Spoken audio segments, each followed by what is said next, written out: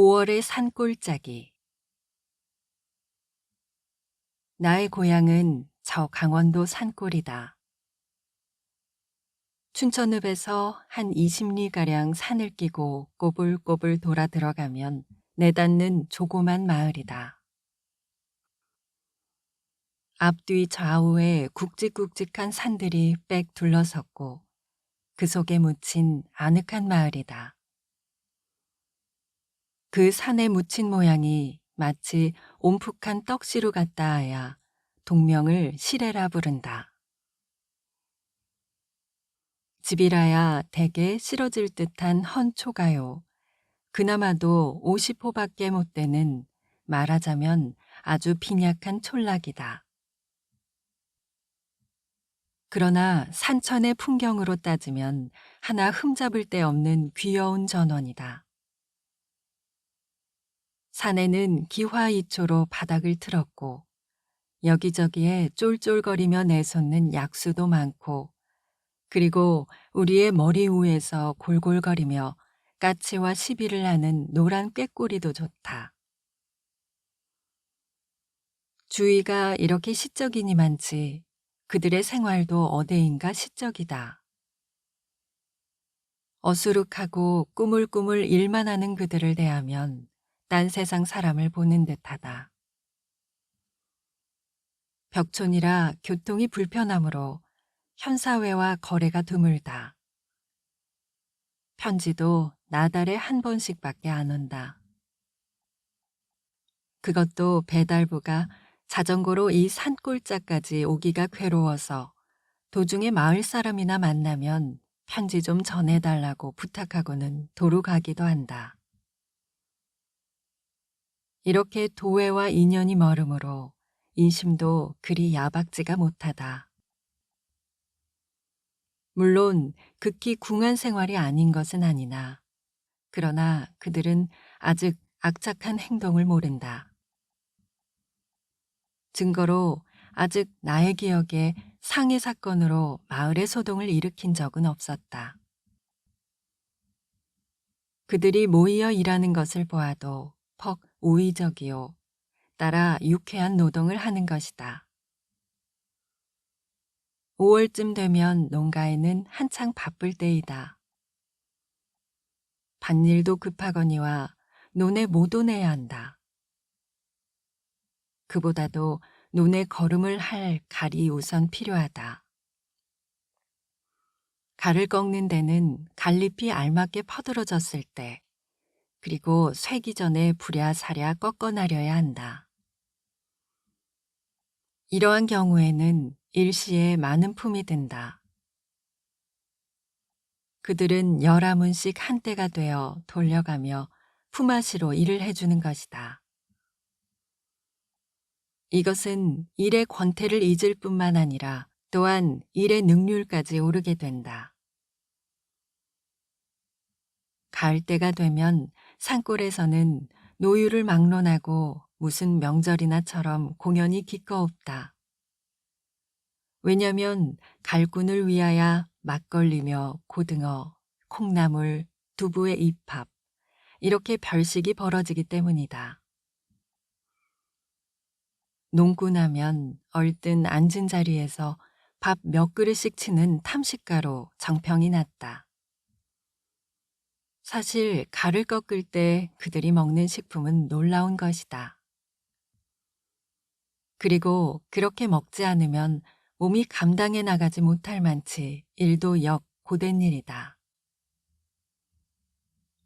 거한 산으로 헤매이며 갈을 꺾어서 한 짐 잔뜩 지고 오르나리 자면 방울땀이 떨어지니 여느 일과 노동이 좀 다르다. 그러니만치 산골에서는 갈군만은 특히 잘 먹이고 잘 대접하는 법이다. 개동부터 어두울 때까지 그들은 밥을 5끼를 먹는다. 다시 말하면 조반, 점심 겨누리, 점심, 저녁 겨누리, 저녁, 이렇게 여러 번 먹는다.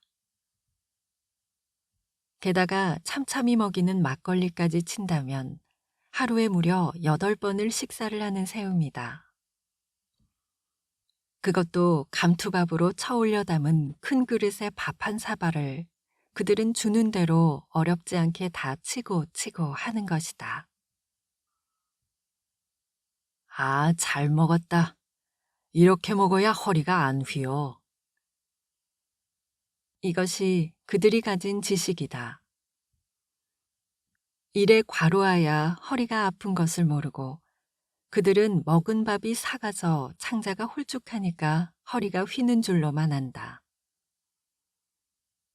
그러니까 빈 창자에 연실 밥을 메꿰서 꼿꼿이 만들어야 따라 허리도 펴질 걸로 알고 굳이 먹는 것이다. 갈꾼들은 흔히 바깥들에 멍석을 펴고 쭉 돌라 앉아서 술이고 밥이고 한테 즐긴다. 어쩌다 동리 사람이 그 앞을 지나가게 되면 그들은 손짓으로 부른다. 이렇게 옆 사람을 불러서 같이 음식을 나누는 것이 그들의 예의다. 어떤 사람은 아무개집에 갈 꺾는다 하면 일부러 찾아와 제목을 당당히 보고 가는 이도 있다. 나도 고향에 있을 때 갈꾼에게 여러 번 얻어먹었다. 그 막걸리의 맛도 좋거니와 웅계중계 모여 한 가족같이 주고받는 그 기분만도 깨끗하다. 산골이 아니면 보기 어려운 귀여운 단란이다. 그리고 산골에는 잔디도 좋다. 산비 아래 포곤이 깔린 잔디는 제물로 침대가 된다. 그 위에 바둑이와 같이 벌룽 자빠져서 묵상하는 잠이도 좋다. 여길 보아도 저길 보아도 우뚝우뚝 섰는 모조리 푸른 산임에 잡음 하나 들리지 않는다. 이런 산 속에 누워 생각하자면 비로소 자연의 아름다움을 고요히 느끼게 된다. 머리 위로 날아드는 새들도 갖가지다. 어떤 놈은 밤나무 가지에 앉아서 한 다리를 반짝 들고는 기름한 꽁지를 회회 두르며 삐쭉삐쭉 이렇게 노래를 부른다. 그러면 이번에는 하얀 새가 뺑 하고 날아와 앉아서는 고개를 까딱까딱 하다가 도로 뺑 하고 달아난다. 혹은 나무줄기를 쪼며 돌아다니는 딱따구리도 있고, 그러나 때를 지어 푸른 가지에서 유의를 하며 지저귀는 꾀꼬리도 몹시 귀엽다. 산골에는 초목의 내음새까지도 특수하다. 더욱이 새로튼 잎이 한창 퍼들어질 임시하야 바람에 풍기는 그 향취는 일필로 형용하기 어렵다. 말하자면 개운한 그리고 졸음을 청하는 듯한 그런 나른한 향기다. 일종의 선정적 매력을 느끼게 하는 짙은 향기다.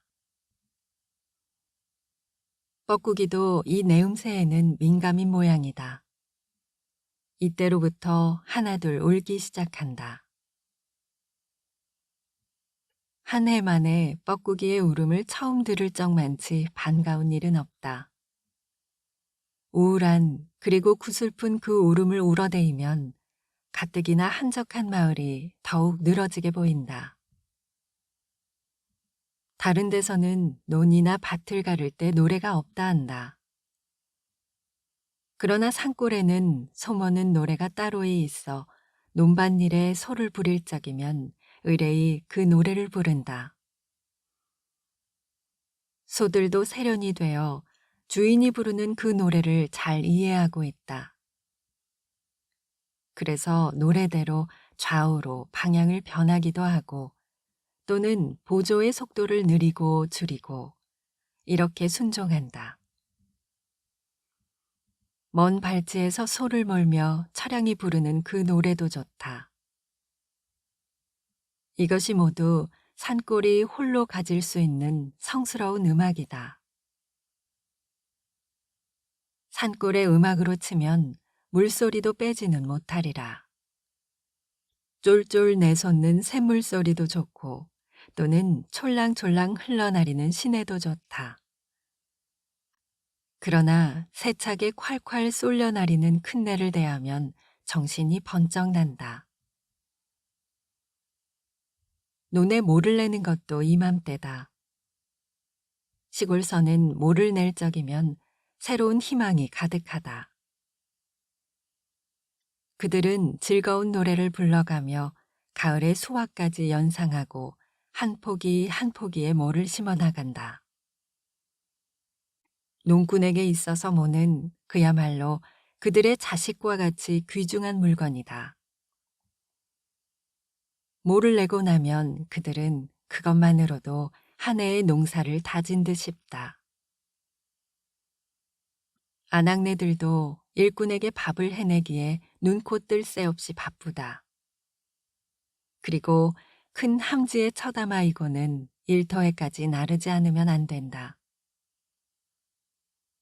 아이들은 그 함지 끝에 줄레줄레 따라다니며 묵묵히 제목을 요구한다. 그리고 갈 때 전후하야 송아가 한창이다. 바람이라도 세게 불 적이면 시냇면에 송아가루가 노랗게 앵긴다. 아낙네들은 기회를 타서 머리에 수건을 쓰고 산으로 송아를 따러 간다.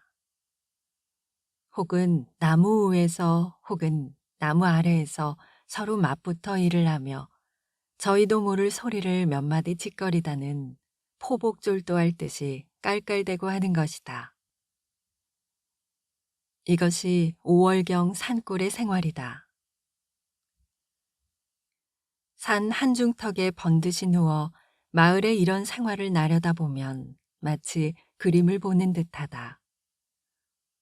물론 이지 없는 무식한 생활이다. 마는 좀 더 유심히 관찰한다면 이지 없는 생활이 아니고는 맛볼 수 없을 만한 그런 순결한 정서를 느끼게 된다.